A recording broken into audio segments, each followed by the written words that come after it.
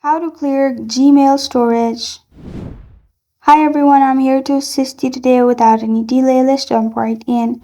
First, open Gmail, then click on Settings at the top right corner of your screen.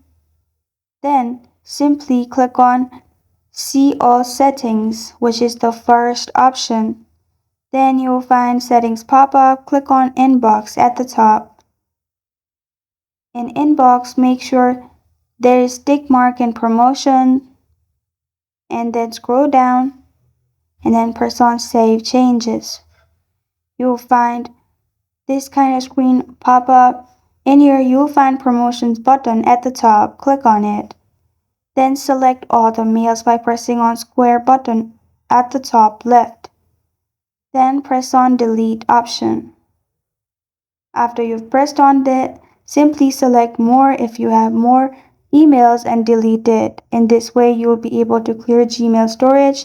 Second way is go to search bar at the top and then search larger dot and the MB you want.